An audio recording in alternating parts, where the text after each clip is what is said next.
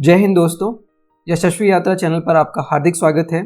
तो चलिए शुरू करते हैं। एनडीए सरकार ने 24 अगस्त को यूनिफाइड पेंशन स्कीम को अप्रूव किया है और ये भारत की सिविल सर्विसेज पेंशन स्कीम में बहुत बड़ा रिफॉर्म है। अटल बिहारी जी की गवर्नमेंट ने ओल्ड पेंशन स्कीम है उसको एनपीएस या फिर न्यू पेंशन स्कीम से रिप्लेस किया था और अब मोदी सरकार ने एनपीएस को यूनिफाइड पेंशन स्कीम यूपीएस से रिप्लेस किया है। और यूपीएस जो है बेसिकली इसका इम्पैक्ट 23 लाख कर्मचारियों पर डायरेक्टली पड़ने की उम्मीद है और गवर्नमेंट ये एम कर रही है कि more and more financial security and stability post retirement लोगों को मिल सके, गवर्नमेंट सर्वेंट्स को मिल सके, ऐसा उनका उद्देश्य है। तो आइए समझते हैं यूनिफाइड पेंशन स्कीम के बारे में। तो गवर्नमेंट ने इसको रिसेंटली इंट्रोड्यूस किया है 24 अगस्त 2024 को और ये बेसिकली सरकारी जो कर्मचारी है उनके लिए ये है और ये कहीं ना कहीं जो ओल्ड पेंशन स्कीम है उससे मिलता जुलता और काफ़ी सिमिलर है। यूपीएस अश्योर करती है गवर्नमेंट सर्वेंट को उनके लास्ट ड्रॉन वेजेस का 50% as a monthly pension for life long. तो ये इसका बहुत बड़ा एडवांटेज है और कहीं ना कहीं ओपीएस में भी यही सिस्टम था कि 50% जो है वो उनको लास्ट ड्रॉन जो वेजेस होता था उसका 50% एज अ पेंशन मिल जाता था। गवर्नमेंट ने ये इंट्रोड्यूस इसलिए किया है कि वो मोर सिक्योर रिटायरमेंट इनकम देना चाहते हैं और यूपीएस जो है बेसिकली ये best of the best features of OPS जो ओल्ड पेंशन स्कीम है और नेशनल पेंशन स्कीम जो एनपीएस है उन दोनों के बेस्ट फीचर को मिला के लाया गया है। चलिए समझते हैं भारत में पेंशन सिस्टम के बैकग्राउंड को। कब कौन सी पेंशन स्कीम प्रभाव में रही? दोस्तों 2004 से पहले गवर्नमेंट एम्प्लॉयज़ जो थे बेसिकली वो ओपीएस ओल्ड पेंशन स्कीम से कवर्ड थे। ये एक फुल्ली गवर्नमेंट फंडेड और एकदम डेफिनेट बेनिफिट सिस्टम वाली स्कीम थी जिसमें जो रिटायरी जो बेसिकली जिनका रिटायरमेंट हो जाता था गवर्नमेंट कर्मचारियों का उनको उनके लास्ट सैलरी का 50% जो है वो as a pension life long उनको जो मिलता था। और इसके अंदर एक और फीचर था कि इसमें एम्प्लॉयज़ को कुछ कंट्रीब्यूशन नहीं करना पड़ता था ड्यूरिंग देयर सर्विस, ठीक है। और इसके साथ एक और बात कि ओपीएस जो है वो डियरनेस रिलीफ भी देता था। जो इन्फ्लेशन या महंगाई रहती थी उससे भी बेसिकली कहीं ना कहीं वो एडजस्ट करके वो रिलीफ मिलता था और फैमिली को एक फैमिली पेंशन भी मिलती थी जो डिपेंडेंट होते थे उनको अगर डेथ हो जाती थी रिटायर्ड एम्प्लॉय की। लेकिन इन्हीं सब चीज़ों की वजह से ओपीएस जो था ओल्ड पेंशन स्कीम जो था वो बहुत पॉपुलर था एम्प्लॉयज़ के बीच में, ठीक है, क्योंकि ये प्रेडिक्टेबल था और इसमें सिक्योरिटी बहुत ही ज़्यादा थी। लेकिन इसका सबसे बड़ा ड्रॉबैक ये था कि ये बहुत ही ह्यूज फाइनेंशियल बर्डन था गवर्नमेंट के पार्ट पे बिकॉज इसमें कोई कंट्रीब्यूशन एम्प्लॉय से नहीं लिया जाता था। तो ये एम्प्लॉयज़ के लिए तो बहुत अच्छी स्कीम थी जहां उनको कुछ भी कंट्रीब्यूशन नहीं देना पड़ता था, बट सरकार के लिए बहुत बड़ी लायबिलिटी थी, बहुत बड़ा फाइनेंशियल लायबिलिटी था। और इसकी वजह से सरकार ने बिकॉज कि ये फिस्कल डेफिसिट को बहुत बढ़ा के रखता था ओपीएस ओल्ड पेंशन स्कीम, तो वाजपेयी जी की गवर्नमेंट ने सन 2004 के अंदर ओपीएस को रिप्लेस किया नेशनल पेंशन स्कीम के साथ में बिकॉज फंडामेंटल इशू जो ओपीएस के साथ में वो था कहीं ना कहीं वो फिस्कल डेफिसिट और सस्टेनेबल नहीं था वो, ठीक है। तो 2004 के अंदर गवर्नमेंट ने इंट्रोड्यूस किया नेशनल पेंशन स्कीम एनपीएस और ये जो थी बेसिकली मार्केट लिंक्ड कॉन्ट्रीब्यूशंस के कॉन्सेप्ट के ऊपर इसको इंट्रोड्यूस किया था सरकार ने और इसके अंदर एम्प्लॉय एंड गवर्नमेंट दोनों को कंट्रीब्यूट करना पड़ता था पेंशन फंड में। एम्प्लॉय को उसकी बेसिक सैलरी का 10% और गवर्नमेंट को 14% एम्प्लॉय की बेसिक सैलरी का कंट्रीब्यूट करना पड़ता था। ये कंट्रीब्यूशन जो है वो जब इन्वेस्ट किए जाते थे मार्केट के अंदर, मार्केट लिंक सिक्योरिटीज़ के अंदर, इक्विटीज़ के अंदर, तो इसका मतलब ये होता था कि जो फाइनल पेंशन है बेसिकली उसका जो अमाउंट होगा वो डिपेंड करेगा परफॉर्मेंस जो रहेगा वो पोर्टफोलियो या फिर जो इक्विटीज़ हैं जो शेयर्स हैं उनकी परफॉर्मेंस से ये बेसिकली लिंक था। एनपीएस ने बहुत अच्छी फ्लेक्सिबिलिटी दी सभी को कहाँ पे आपको अपना इन्वेस्टमेंट करना है एंड ऑल, और साथ ही साथ गवर्नमेंट के फिनेंशियल बर्डन को भी कम किया। लेकिन इसके साथ बहुत बड़ा ड्रॉबैक जो है वो ये है कि इसके साथ में मार्केट रिस्क भी एसोसिएटेड है, तो कहीं ना कहीं वो अनसर्टेनिटी पेंशन आउटकम को लेके हमेशा बनी रहती है, ठीक है। और एनपीएस में कोई ऐसा अश्योर्ड बेनिफिट नहीं है जो ओल्ड पेंशन स्कीम में था। नेशनल पेंशन स्कीम इतना अट्रैक्टिव नहीं रहा एम्प्लॉयज़ के लिए जिसकी वजह से कहीं ना कहीं गवर्नमेंट एम्प्लॉयज़ ने हमेशा और गवर्नमेंट एम्प्लॉयज़ के जो संगठन रहे हैं उन्होंने बेसिकली हमेशा गवर्नमेंट को थ्रेटन किया है कि वो स्ट्राइक पे चले जाएंगे, प्रोटेस्ट करेंगे, ये सब। और ये सब देखते हुए मोदी सरकार ने मार्च 2023 में एक कमेटी बनाई टीवी सोमनाथन जी की अध्यक्षता में to explore the enhancing of NPS benefit कि क्या ऑप्शंस और हो सकते हैं। लेकिन गवर्नमेंट की मंशा ये भी रही कि कहीं ना कहीं वो पुराना वाला जो ओल्ड पेंशन स्कीम है वैसा सिस्टम नहीं चाहते हैं, जिसमें नॉन कॉन्ट्रीब्यूटरी सिस्टम था, जिसमें एम्प्लॉय को कुछ भी कंट्रीब्यूट नहीं करना था। और जब ये गवर्नमेंट ने ये कमेटी बनाई तो बहुत सारे स्टेट जो है वो उनको समझ में आया कि गवर्नमेंट ओपीएस पे तो मूव नहीं करेगी, और उन्होंने शिफ्ट करना चालू कर दिया एनपीएस से ओपीएस की तरफ। और ये कमेटी जो है टीवी सोमनाथन जी की अध्यक्षता में जो एक कमेटी है, इसने बहुत सारी मीटिंग्स की अलग अलग लोगों के साथ में, एम्प्लॉयज़ के साथ में, एम्प्लॉय संगठनों के साथ में, समझने के लिए कि नया स्कीम कैसा होना चाहिए। और इसी कमेटी ने 24 अगस्त 2024 को एक नया यूनिफाइड पेंशन स्कीम जो है वो गवर्नमेंट एम्प्लॉयज़ के लिए इंट्रोड्यूस किया है। तो दोस्तों ये था पूरा बैकग्राउंड, भारत में पेंशन सिस्टम किस तरीके से काम किया है। आगे बढ़ते हैं ये समझने के लिए कि गवर्नमेंट ने बेसिकली यू टर्न क्यों लिया, एनपीएस से यूपीएस क्यों इंट्रोड्यूस किया। तो अभी तक जो बैकग्राउंड हमने समझा है उससे हमको ये तो समझ में आ गया है कि कहीं ना कहीं एक बहुत बड़ा कंसर्न रहा है गवर्नमेंट एम्प्लॉयज़ के बीच में कि पेंशन बेनिफिट जो है वो इतने एडिक्वेट नहीं होते हैं, तो उनका फाइनेंशियल सिक्योरिटी जो है वो बेसिकली कहीं ना कहीं कॉम्प्रोमाइज़ हो रहा था। साथ ही साथ बहुत सारे नॉन बीजेपी जो रूल्ड स्टेट हैं उन्होंने मूव आउट करना चालू कर दिया था from NPS to old OPS with a guaranteed benefit of 50% of the salary. और ऐसे स्टेट्स में हिमाचल, जैसे 2023 में हिमाचल ने किया, राजस्थान में 2022 के अंदर हुआ, और छत्तीसगढ़ में 2022 में हुआ था, और पंजाब के अंदर 2022 के अंदर हुआ था। तो जब इस तरह से अलग ये non BJP rule state basically इस तरीके से करने लगे, एनपीएस से ओल्ड पेंशन स्कीम में मूव करना चालू हुआ, और जो basically DA linked old pension scheme का बेनिफिट लोगों को देना चालू करने लगे, गवर्नमेंट कर्मचारियों को, तो कहीं ना कहीं एम्प्लॉय ऑर्गेनाइजेशन जो दूसरे स्टेट्स में थे उन्होंने भी ये डिमांड रेस करना चालू किया कि उनको भी ये बेनिफिट मिलना चाहिए, उनके कर्मचारियों को भी ये बेनिफिट मिलना चाहिए। और ये डिससेटिस्फैक्शन जो है वो गवर्नमेंट कर्मचारियों में बढ़ते ही जा रहा था। लोकसभा इलेक्शन से पहले भी ये बहुत बड़ा मुद्दा रहा, और इस तरीके से जब प्रेशर बढ़ने लगा बहुत सारे स्टेट से, तो गवर्नमेंट ने इस तरीके से कमेटी बनाई, और कमेटी बना के now finally they have unveiled the unified pension scheme for the government servants, and that is why the government had to take a U turn. तो चलिए दोस्तों समझते हैं कि जो यूनिफाइड पेंशन स्कीम है वो बेसिकली क्या है, उसके सेलिएंट फीचर्स क्या हैं। तो इसका पहला जो सेलिएंट फीचर है वो है assured pension.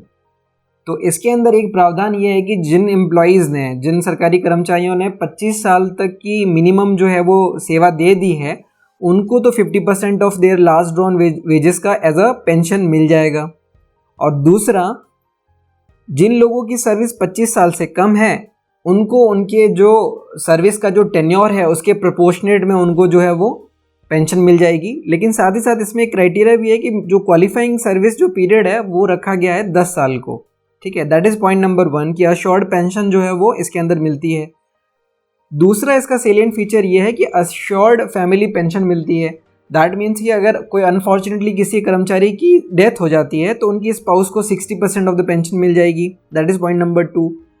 Point number 3 is assured minimum pension. अगर मान लो इसके अंदर किसी कर्मचारी ने मिनिमम 10 साल अगर सेवा दी है तो उनको गारंटीड मिनिमम जो पेंशन है वो 10,000 पर मंथ मिल जाती है रिटायरमेंट पे। तो ये इसके अंदर इसका बहुत अच्छा बेनिफिट है। Next point is inflation indexation. जो अश्योर्ड पेंशन है और फैमिली पेंशन है both are subject to inflation indexation, मतलब कि इन्फ्लेशन के हिसाब से और जो all India consumer price index for industrial worker है उसके हिसाब से इसको एडजस्ट किया जाता है। तो ये इसका एक और बेनिफिट है। नेक्स्ट जो इसका सेलिएंट फीचर है वो है डियरनेस रिलीफ। तो जो सर्विंग एम्प्लॉयज़ हैं जिनको डियरनेस रिलीफ मिलता है, वैसे ही जो रिटायरीज़ हैं, रिटायर्ड एम्प्लॉयज़ हैं, उनको भी यूनिफाइड जो पेंशन स्कीम है उसके अंडर जो है वो डियरनेस रिलीफ मिलेगा। ये एक बहुत ही अच्छा फीचर है। नेक्स्ट फीचर है कि लमसम मिलता है, जो इसमें पेमेंट होगा, लमसम पेमेंट भी होगा रिटायरमेंट के टाइम में, और जो ये लमसम पेमेंट होगा ये इक्विवेलेंट होगा 1/10 ऑफ देयर मंथली जो उनका एमोल्यूमेंट्स होगा for every completed 6 month of service. तो ये दोस्तों ये सारे जो फीचर्स हैं ये बेसिकली कहीं ना कहीं यूनिफाइड पेंशन स्कीम को एक बहुत ही अट्रैक्टिव पेंशन स्कीम बनाते हैं। चलो दोस्तों समझते हैं कि यूपीएस में एलिजिबिलिटी कंडीशंस क्या हैं। जो यूनिफाइड पेंशन स्कीम है ये विद इफेक्ट आएगी अप्रैल 2025 से। तो जो करंट एनपीएस सब्सक्राइबर हैं बेसिकली, जो नेशनल पेंशन स्कीम का जो बेसिकली लाभ ले रहे हैं, वो सभी जो है they can choose to shift to unified pension scheme from the next year.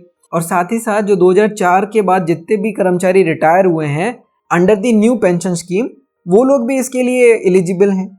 और जितने लोग रिटायर हुए हैं उनको जो बेनिफिट मिलना है एरियर के थ्रू, वो बेनिफिट उनको एक्सटेंड किया जाएगा। तो ये रही एलिजिबिलिटी की बात। चलिए आगे बढ़ते हैं और समझते हैं जो नेशनल पेंशन स्कीम है और यूनिफाइड पेंशन स्कीम है, इसके अंदर डिफरेंस क्या है दोनों के अंदर। तो एक कंपैरिजन बेसिकली करके देखते हैं। यूपीएस जो है वो गारंटीड फिक्स्ड पेंशन अमाउंट की अगर हम बात करेंगे तो यूपीएस जो है वो एक अश्योर्ड पेंशन देता है, that is 50% of the last drawn salary. NPS के अंदर ऐसा कुछ नहीं है, क्योंकि एनपीएस जो है वो मार्केट लिंक्ड डिफाइंड कंट्रीब्यूशन पे काम करता है, तो इसमें पेंशन का अमाउंट फिक्स नहीं है। दूसरा पैरामीटर कंट्रीब्यूशन, हम जो एम्प्लॉय की तरफ से उसकी बात करेंगे तो गवर्नमेंट का कंट्रीब्यूशन जो है वो इंक्रीज हो जाता है यूपीएस में, दैट इज 18.5%। जो अभी एनपीएस के अंदर 14% करंटली दे रही है गवर्नमेंट, यूपीएस में 18.5% देना पड़ेगा। और एम्प्लॉय जो है उसका कंट्रीब्यूशन सेम रहेगा, 10% ऑफ उनका बेसिक पे जो है और डीए है वो बेसिकली वो कंट्रीब्यूट करेंगे। एनपीएस 10% कंट्रीब्यूशन रहता है, ठीक है, और 14% गवर्नमेंट का कंट्रीब्यूशन रहता है। एलिजिबिलिटी की बात करेंगे तो UPS is available to all government employees who have joined after January 1, 2004। और एनपीएस जो है बेसिकली ये अवेलेबल है सारे जो एम्प्लॉइज़ को। ऑल्सो अवेलेबल है ये सेंट्रल ऑटोनोमस बॉडीज़ के जो एम्प्लॉइज़ हैं उनको, और साथ ही साथ जितने अपने स्टेट गवर्नमेंट एम्प्लॉइज़ हैं या फिर employ of state autonomous bodies हैं, उनके साथ साथ प्राइवेट सिटीजन्स जो बेसिकली है वो भी एनपीएस में अपना कंट्रीब्यूशन कर सकते हैं। और टैक्स बेनिफिट की अगर हम बात करेंगे तो यूपीएस में अभी तक टैक्स बेनिफिट को नोटिफाई नहीं किया हुआ है, लेकिन एनपीएस के अंदर टैक्स डिडक्शन जो है बेसिकली वो up to 10% of the salary basic plus DA under section 80 CCD of the income tax वो अवेल किया जा सकता है। एंड अबव अगर 1.5 लाख की सीलिंग की हम बात करें तो maximum deduction of up to 50,000 और क्लेम किया जा सकता है 80 CCD 1B के अंडर। तो ये कंपेरेटिव स्टडी है यूपीएस और एनपीएस के बीच में जिसको हमने समझा है। तो दोस्तों समझते हैं कुछ चैलेंजेस के बारे में कि जो यूपीएस को गवर्नमेंट इम्प्लीमेंट कर रही है, क्या कोई चैलेंजेस हैं इसकी इम्प्लीमेंटेशन में। तो फर्स्ट, यूपीएस को इम्प्लीमेंट करने में गवर्नमेंट को अभी अप्रॉक्सीमेटली 6,250 करोड़ का खर्च आएगा, एक्सपेंडिचर होगा फर्स्ट ईयर इटसेल्फ। एडिशनली अगर हम एक्स्ट्रा एक्सपेंडिचर की बात करें जो तो 800 करोड़ रुपए और गवर्नमेंट को खर्चा आएगा to cover the arrears for the employees retired since the NPS was introduce in 2004। That is another concern. Another concern इज गवर्नमेंट का जो पेंशन लायबिलिटीज है वो मैनी फोल्ड बेसिकली जो है वो जंप करेगा। ऑल्सो स्कीम की वजह से कहीं ना कहीं बहुत सिग्निफिकेंट फिजिकल इम्प्लीकेशन भी होगा गवर्नमेंट के लिए, क्योंकि अभी ऑलरेडी अगर आप देखेंगे तो physically government is stretched, but because of the UPS के इम्प्लीमेंटेशन से और गवर्नमेंट को एक्सपेंडिचर होने वाला है। फिजिकल और फाइनेंशियल पॉइंट ऑफ व्यू से बहुत बड़ा चैलेंज रहेगा यूपीएस के इम्प्लीमेंटेशन में। ऑल्सो एक डेटा शो करता है कि लास्ट 3 डिकेड्स में जो pension liabilities for the centre and states jump कर चुका है ऑलरेडी मैनी फोल्ड।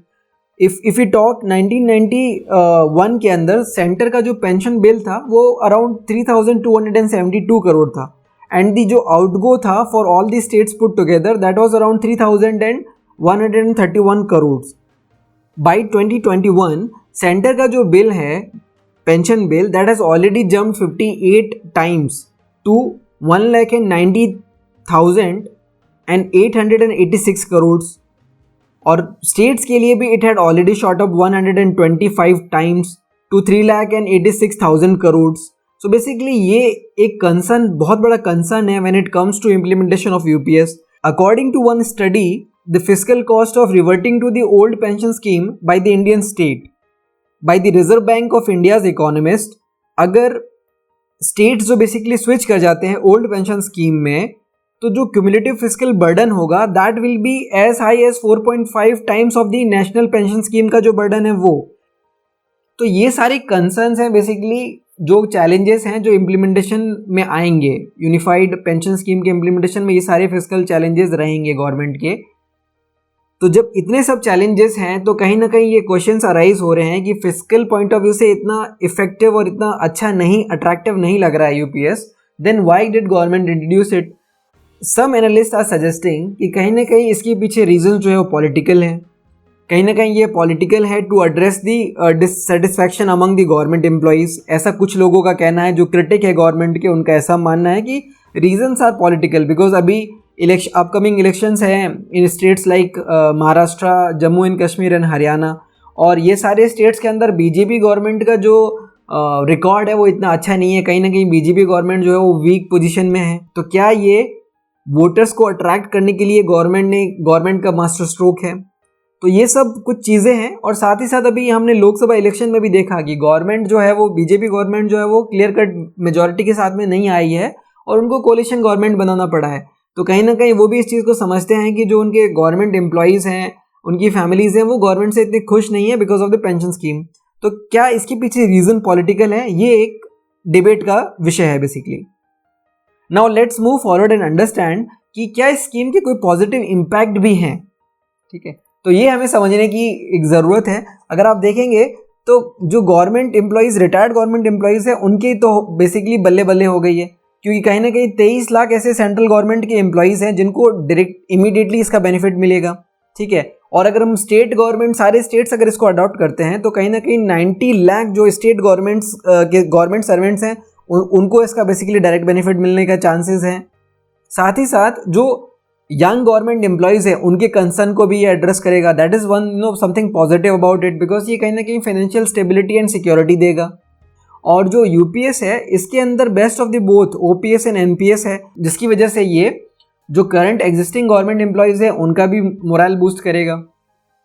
प्रधानमंत्री नरेंद्र मोदी जी ने भी ये कहा है कि कहीं ना कहीं जो यूपीएस है ये इंश्योर करेगा dignity and financial security for the government employees. ठीक है, और ये उनकी वेलबींग और उनके फ्यूचर को सिक्योर करेगा। That is what our PM said. कहीं ना कहीं ये सब देखते हुए हम ये बोल सकते हैं कि जो यूनिफाइड पेंशन स्कीम है ये एक more secure and predictable retirement income देगा सेंट्रल गवर्नमेंट के एम्प्लॉइज़ को। ठीक है, और ये बहुत बड़ा पॉलिसी शिफ्ट है, लेकिन सबसे बड़ा चैलेंज इसके इम्प्लीमेंटेशन में जो रहेगा वो रहेगा fiscal deficit point of view से, कि इसका कॉस्ट, इसका बर्डन जो है वो गवर्नमेंट के ऊपर ह्यूज रहेगा। So that is all about the unified pension scheme.